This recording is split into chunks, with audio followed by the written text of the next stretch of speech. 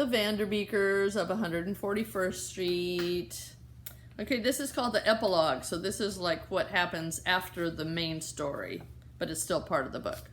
So the last chapter was so good. The Biederman asked them to come up, and he apologized, and they invited him down for Christmas breakfast, and then he met everyone, and he sat in the kitchen and watched everything, and he is gonna be friends with them, and then he said that they could live there. And they said, only if you come to dinner at our house. So I think he's gonna get over his sadness. So here we go. Epilogue. 1 month, 6 days later. A baby blue Volkswagen rattled down West 141st Street and slowed to a stop in front of the red brownstone. The back passenger door opened and out stepped a gangly 8th grade boy.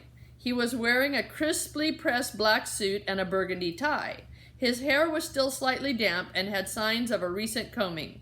On his feet were the same sneakers he usually wore when he played basketball. In his hand was a plastic container with an amaranth pink corsage nestled inside. Do you guys know who it is?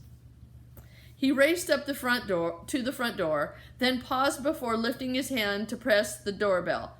Hey, you! Startled, Benny dropped his hand from the buzzer and looked up. Mr. Biederman was hanging out his window. Benny stepped back to get a better vantage point. Oh, hey, Mr. Biederman, it's just me, Benny. Mr. Biederman leaned even farther out his window.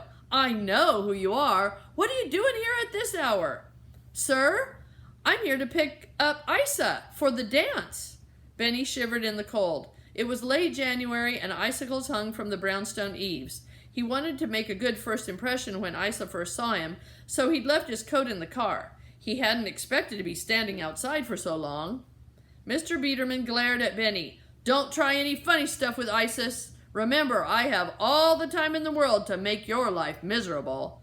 Benny glanced around for hidden hitmen, but thankfully, at just that moment, the Vanderbeekers' door flew open and out tumbled Isa. She looked as if she had stepped out of a glossy magazine. She ran right up to Benny and hugged him. So much for a grand entrance, Auntie Harrigan remarked, standing in the doorway holding a can of hairspray. Move, Harrigan, Mama said, trying to reach around Auntie Harrigan to snap photos of Isa on her phone. Papa pushed his way through with Isa's coat. When he saw Benny holding Isa's hand, he scowled. Rule number 1, no touching. Benny dropped Isa's hand. Papa handed Isa her coat. Uncle Arthur followed Papa outside. He was holding Oliver's plastic pirate sword. Don't give me any reason to use this on you, boy. Mama and Isa sighed. From above, Mr. Biederman coughed. Papa and Uncle Arthur glanced up, and Mr. Biederman gave them a discreet thumbs up. Hi, Benny, Jessie called from the roof. Everyone looked up. Ready for some music? Jessie disappeared, and soon the chimes and bells of a newly installed water wall rang through the neighborhood. Oliver launched himself outside. Hey, Benny, cool shoes! Lainey, already in her pajamas, made her way outside to see Benny. Can we see the flower bracelet? France bounded out next, 320 wags per minute, with Hyacinth close behind. Benny opened the box and pulled out the corsage. He slipped it around Isa's wrist. Ooh, said Hyacinth and Lainey. A window on the second floor creaked open. Is it time for the dance? Called Miss Josie. Next to her, Mr. Jeet pushed his head out the window to look down at the crowd. It's time, Isa called up. She grabbed Benny's hand. Papa, Uncle Arthur, and Mr. Biederman scowled at them again. We better get going. Poor Benny has no jacket. Let me just get one photo, called Mama. Isa looked at Benny apologetically.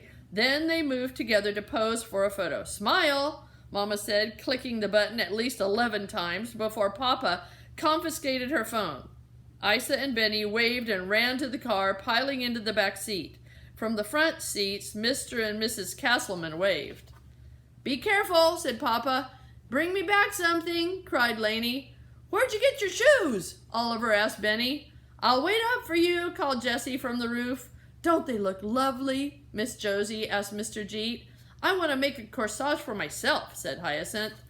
Curfew is at 10 o'clock sharp, Mr. Biederman yelled at Benny. See you back home. Have fun, said Mama.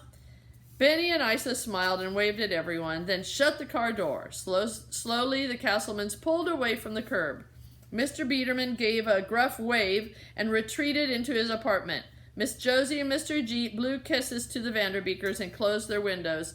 Jessie disappeared, and the Vanderbeekers could hear the fire escape creaking as she descended the metal stairs.